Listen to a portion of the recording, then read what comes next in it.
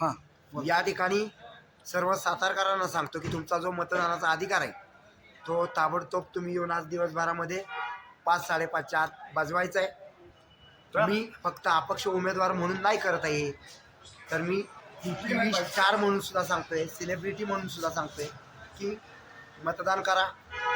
या ठिकाणी तुमच्या माध्यमातून पत्रकारांच्या मला कळालं की मतमोजणी काहीतरी आता 20 दिवसांनंतर आहे, तर ही मतमोजणी जी आहे ती 20 दिवसांनंतर कशासाठी करताय हा जरा वादाचा मुद्दा मला वाटतो। या ठिकाणी तुम्ही जे काही मतमोजणीचं ठिकाण तारीख ठरवताय तर संपूर्ण पक्षांच्या विविध पक्षांच्या कार्यकर्त्यांना सांगतो, अपक्षांच्या कार्यकर्त्यांना सांगतो, माझ्यासह सर्व उमेदवारांना अपक्ष सांगतो की ताबडतोब जर हा निकाल 20 दिवसानं करणार आहेत तर त्या ठिकाणी थंडी जास्त आहे, सगळ्यांची त्या ठिकाणी हांतरुणं पांघरुणं घेऊन त्या ठिकाणी आता जाऊन झोपा सगळे लोक, कारण 20 दिवस कुठं ठेवणार आहे त्या मशीन्स।